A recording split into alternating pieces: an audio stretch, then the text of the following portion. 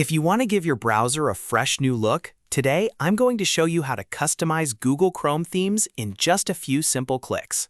This is a quick and easy way to personalize Chrome, make it feel cleaner, darker, or more vibrant, and match your style every time you open a new tab.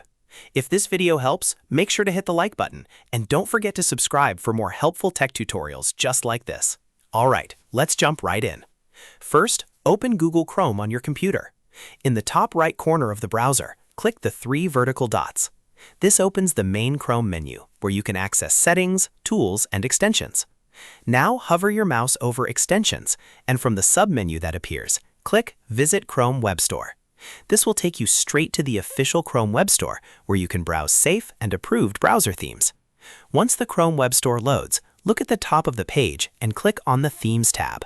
This section is specifically for visual themes that can change the way your browser looks, including colors, backgrounds, and overall style. Now you can browse through different categories to find a design you like. For example, you might explore minimalist themes if you want something clean and simple, dark and black themes if you prefer a sleek look, or space exploration themes if you want something more creative and bold. Take your time and scroll through the options until you find a theme that fits your taste. When you see one you like, click on it to open the Theme Details page. Here you can preview the design and make sure it's the right one for your Chrome setup. If it looks good, click the blue Add to Chrome button. Chrome will immediately install the theme, and within seconds your browser layout and color scheme will change instantly. That's all there is to it. You've now customized Google Chrome with a brand new theme, and it only took a moment. If you want to try a different look later, you can always return to the Chrome Web Store and switch themes again whenever you want.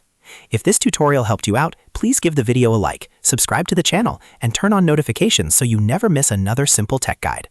Thanks for watching, and I'll see you in the next one.